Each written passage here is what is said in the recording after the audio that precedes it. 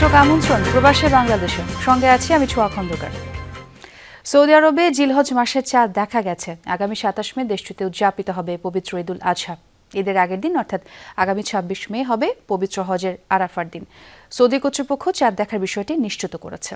ইসলামী calendar অনুযায়ী জিলহজ মাসের ১০ তারিখ পালিত হয় ঈদুল আজহা। এর আগে পবিত্র ঈদুল আজহার তারিখ ঘোষণা করেছে তুরস্ক ও তিউনিসিয়াও। দেশ দুটি সহ মধ্যপ্রাচ্যের বেশ কয়েকটি দেশে আগামী ২৭ মে কোরবানির ঈদ উদযাপিত হবে। অন্যদিকে তুরস্ক এবার সরাসরি চাঁদ দেখার পরিবর্তে জ্যোতির্বিদ্যা ভিত্তিক হিসাব নিকাশের মাধ্যমে প্রস্তুত করা ইসলামিক ক্যালেন্ডার অনুসরণ করে ঈদের তারিখ নির্ধারণ করেছে। তারাও ঈদ উদযাপন করবে ২৭ তারিখ। ওমানে প্রবাসী বাংলাদেশিদের প্ল্যাটফর্ম বাংলাদেশ সোশ্যাল ক্লাব ওমানের উদ্যোগে অনুষ্ঠিত হয়েছে বৈশাখী মেলা। কাজের ব্যস্ততা ভুলে ক্ষণিকের এই উৎসবে অংশ নেন হাজারো প্রবাসী। আয়োজকদের দাবি, প্রায় ৫,০০০-এর বেশি মানুষের উপস্থিতিতে মেলা পরিণত হয় প্রবাসের সবচেয়ে বড় সাংস্কৃতিক সমাবেশে। প্রবাসীরা মনে করেন, এই ধরনের আয়োজন শুধু বিনোদন নয়, বরং দেশের সংস্কৃতি ও পরিচয়কে নতুন প্রজন্মের কাছে তুলে ধরার একটি গুরুত্বপূর্ণ মাধ্যম। ওমান থেকে সহকর্মী মোহাম্মদ রফিকুল্লাহ পাঠানো প্রতিবেদনে বিস্তারিত। প্রবাসের মাটিতে বাঙালির প্রাণের উৎসব বৈশাখী মেলা ঘিরে যেন এক টুকরো বাংলাদেশ হয়ে উঠল ওমান। ঢাক ঢোল আর গ্রাম বাংলার ঐতিহ্যে মুখরিত হলো পুরো আয়োজন।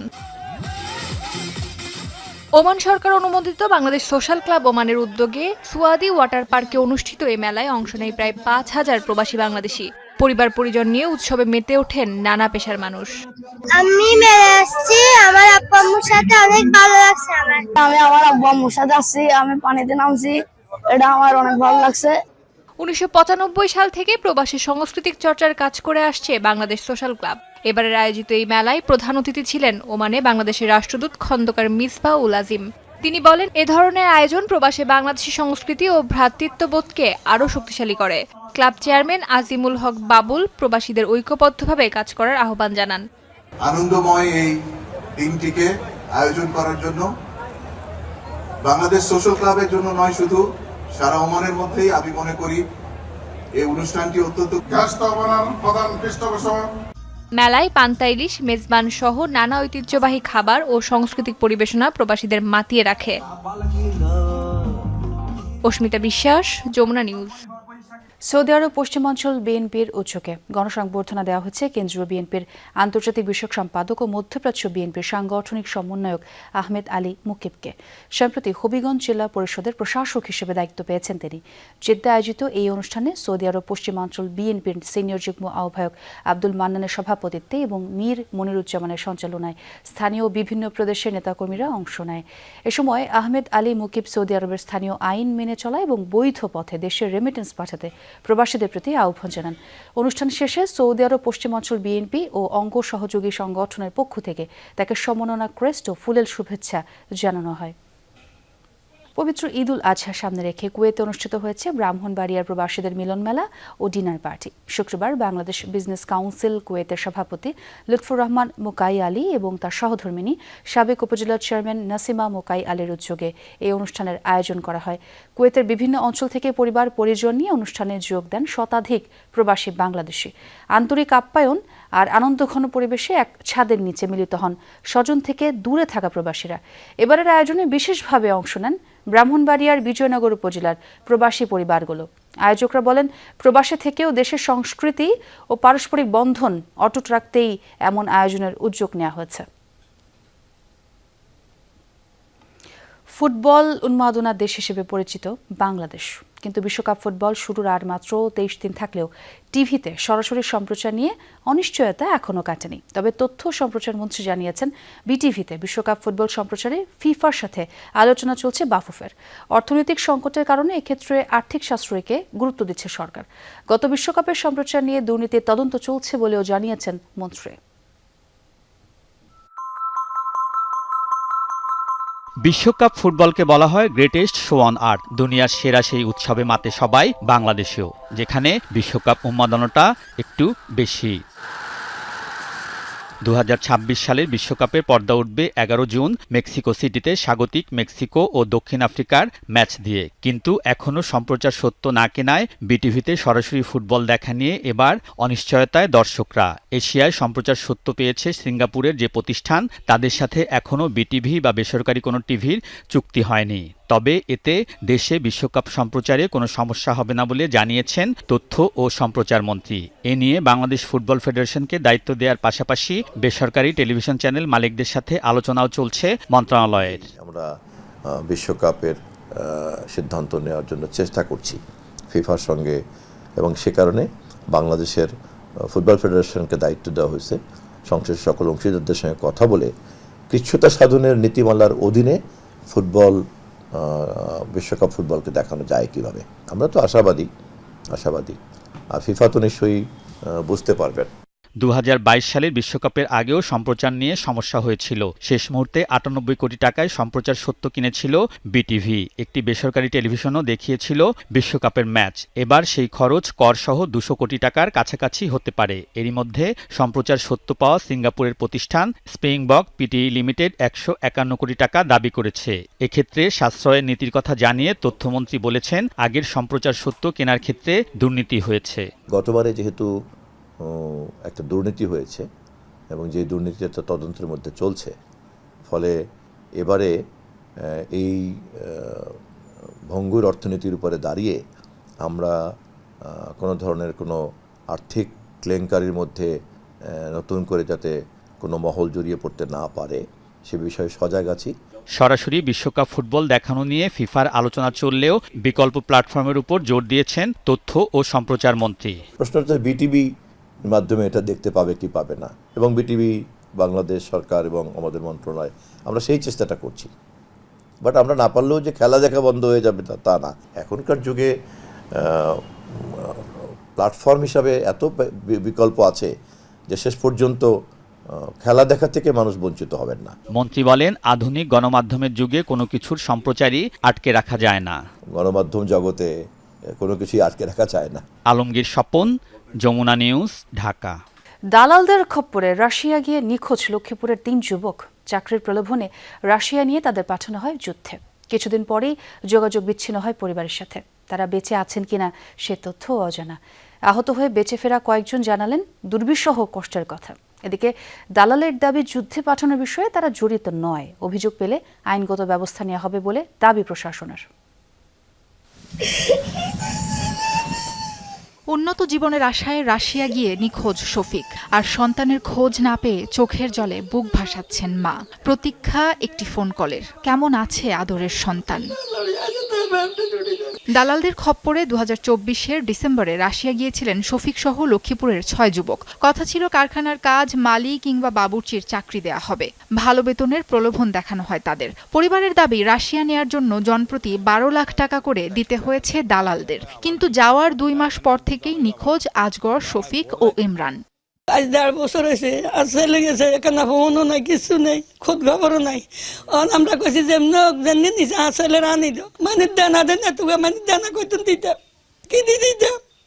এখানে ওদাই গেছে আর না হাতে গেছে না।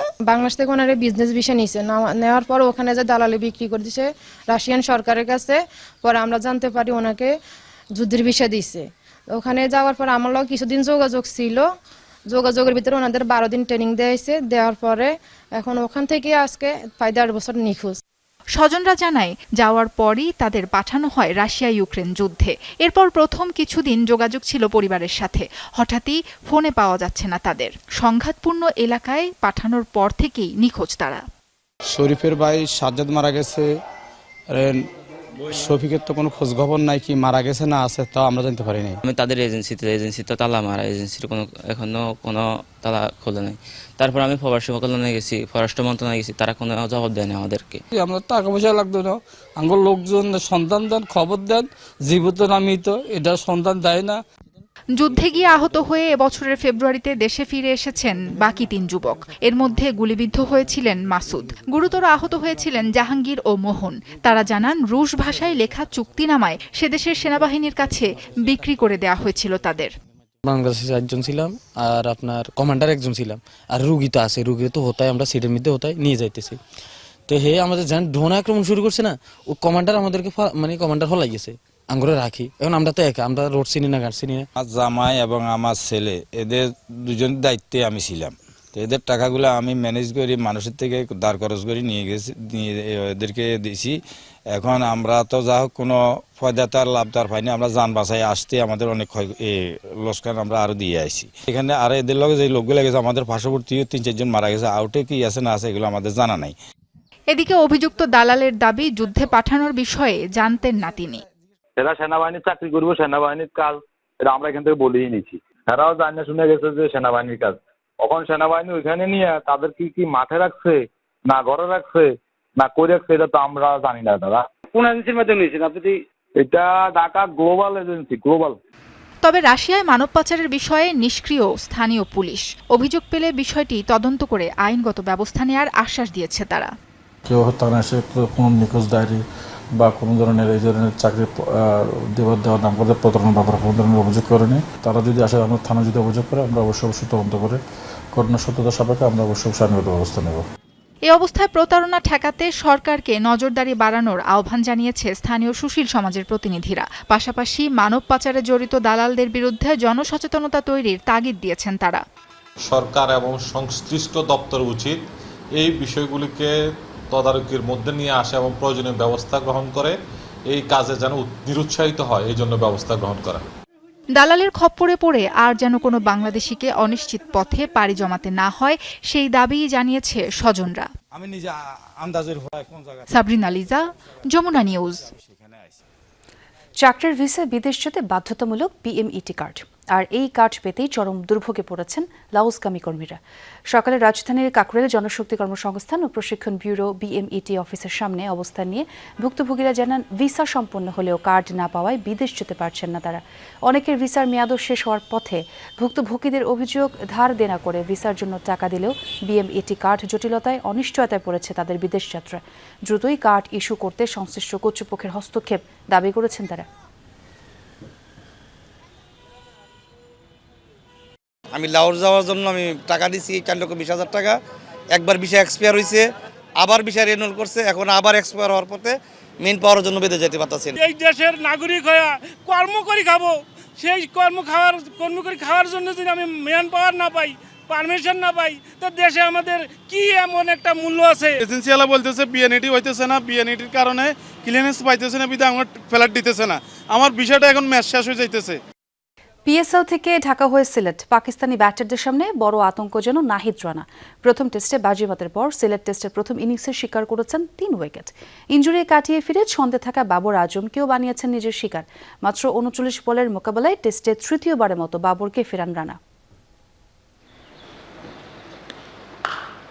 এই তো দিন কয়েক আগেই পাকিস্তানি ব্যাটারদের পিএসএল-এর মঞ্চে নাকানি চুবানি খাইয়েছিলেন নাহিদ রানা। সেই ধারাবাহিকতাই অব্যাহত রেখেছিলেন ঢাকা টেস্টে জাতীয় দলের জার্সিতেও।